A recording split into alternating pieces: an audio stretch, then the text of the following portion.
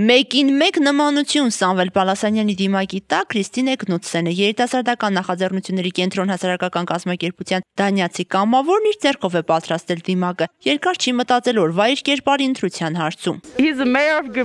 Դիմակահանդեսը բնորոշ է բարեկենդանին, միջոցառման մասնակիցների մի մասը նախապատվությունը տվել էին մարզական հսկաներին, կրում էին գյումրեցի աշխարհի եւ օլիմպիական չեմպիոնների դիմակները։ Սրանք էլ հայ ընտանիքի կինն ու ամուսինն են, խորհրդանշում են օջախի ամրությունը։ Կինը ունի կարմիր զգեստ, քանի որ հին ժամանակներում հարսը հագնվել է կարմիր գույնի հարսի զգեստով, իսկ տղամարդը բնորոշում է իր կողքին որպես ավելի խրող։ Տիկնիկների հեղինակը Սրբազան հող բարեգործական հասարակական կազմակերպությունն է։ Հավաքվածները երթով շարժվեցին դեպի Մայր Հայաստան հուշահամալիրի տարածք, միացան Գյումրու ձմեռ տոնակատարությանը։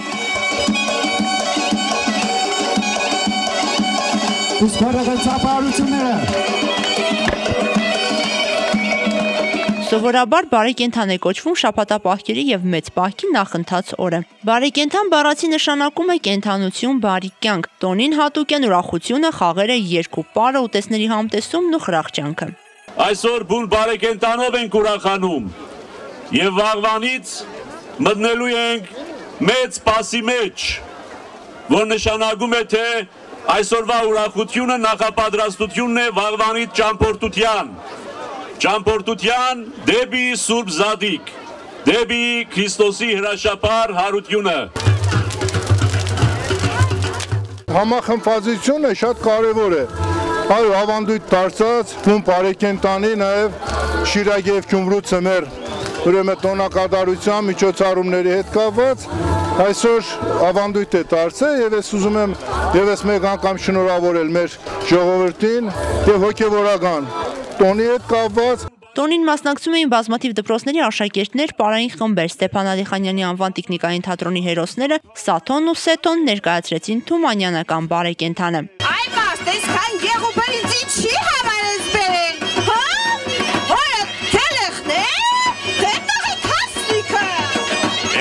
Սաթո ջան, բարեկենդանն է մոտենում, բայց ես իմանում, ես բոլորը բարեկենդանի համար է։ Քույրիկ ջան, ես եմ բարեկենդանը։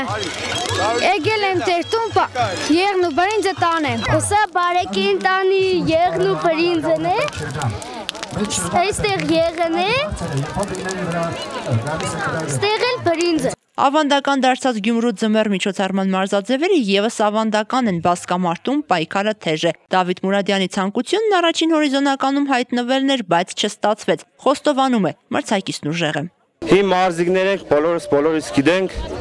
այստեղ Միրանյանի դեմ անհնար է։ Ոչ թե բասկի, այլ մտքի լարում շախմատային տախտակի մոտ մարզի լավագույն շախմատիստներն են։ Արագություն ու ճկունություն ձեռք ես տվել, պետք է խաղաս շախմատի օրենքն է։ Փոքրերի մեջ առաջի տեղ գրավել է Իվանյան Անին, երկրորդ տեղ գրավել է Խաչատրյան Մարիետան, իսկ երրորդ տեղ գրավել է Պողոսյան Արտուշը։ Մրցանակներ, գավաթներ են, պատվոգրեր են եւ մեդալներ են, հուշամեդալներ են։ Դաշտում Բարսելոնան ու ՊՍԺ-ն են թիմերի անունները պայմանական են դրվել։ Ընդամենը 5 րոպեում 16 թիմ է հավաքվել։ Կրկոտ պայքար է, ուրախանում են ամեն գոլից հետո։ Թերևս այսօր կարգախոսը բոլորովին այլ է։ Կարևորը մասնակցությունն է, իսկ հաղթանակները թողնում ենք հաջորդ օրերի համար։ Այս ամեն ինչը ավելի շատ սիրողական էր, շոու էր, ընդհանրապես մրցակցություն պետք է չլներ։ Ամբողջ տարվա ընթացքում մեդալներ նվաճած գյումրեցի դահուկորդները խորհուրդներ տվեցին սկսնակներին։ Մրցելու հերթը նրանցն է։ Հաղթող ճանաչվեց Աննա Ռաշոյանը։ Տեղը փոքր է, մենք